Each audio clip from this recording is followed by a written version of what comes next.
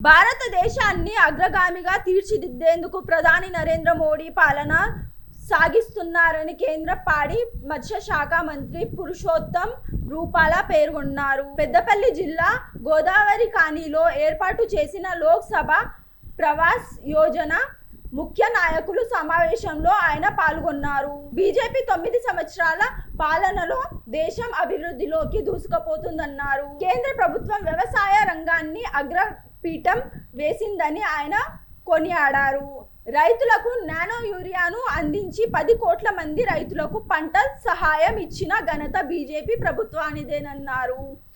వ్యాధుల నియంత్రణలో ప్రపంచ దేశాలు భారత్ వైపే చూస్తున్నాయని, కోవిడ్ వ్యాక్సిన్ను 70 దేశాలకు పంపిణీ చేశామన్నారు. గ్రామాల అభివృద్ధికై సర్పంచ్ స్థాయి నుండి నిధులు కేటాయించి పనులు జరిగేలా కార్యాచరణ రూపొందించామన్నారు. టెక్నాలజీలో యువతకు ప్రోత్సాహం అందించి మేక్ ఇన్ ఇండియాతో విజయాలు సాధించామన్నారు. గ్రామ స్థాయి నుండి కేంద్ర ప్రభుత్వ పథకాలపై ప్రజలకు అవగాహన కల్పించాలని ఆయన నాయకులకు పిలుపునిచ్చారు. ప్రధాని మోదీ పారదర్శక పాలన సాగిస్తున్నారని, అభివృద్ధికి బాటలు వేసి బీజేపీని ఆశీర్వదించాలని ఆయన కోరారు.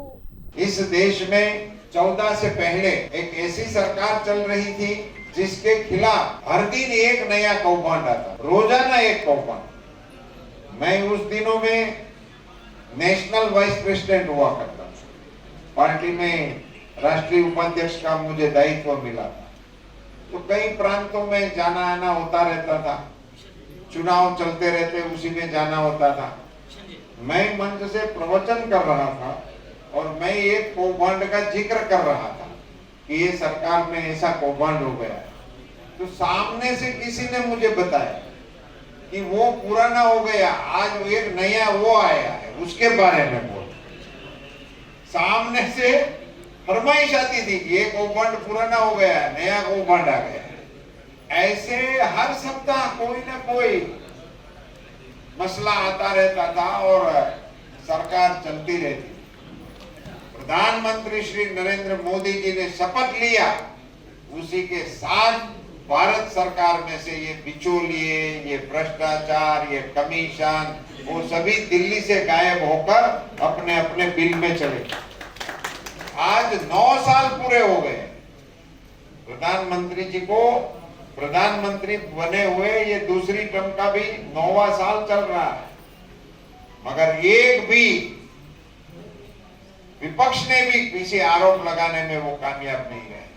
पूरी पारदर्शिता से सरकार को चलाने का काम हमारे प्रधानमंत्री जी ने दिखा दिया। हो सकता है वो बता दिया। पूर्व प्रधानमंत्री जी का अफसोस था, श्रीमान राजीव गांधी जी जब अफसोस करते थे एज ए प्रधानमंत्री, वो अफसोस करते थे कि मैं दिल्ली से ₹1 रुपया भेजता हूं, यहाँ गांव में आते आते वो 15 पैसे हो जाते। वो उनका अफसोस था। मैं इनको एलिगेशन नहीं मानता, मैं इनकी टीका भी नहीं करता।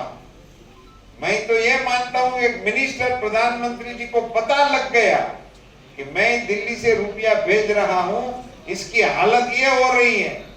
और तब पार्लियामेंट से लेकर पंचायत तक कांग्रेस का शासन था। उसी कालखंड में वहां से रुपया निकलता था, यहाँ आते आते 15 पैसा हो जाता था। उसके बाद अर्थशास्त्री प्रधानमंत्री हुए।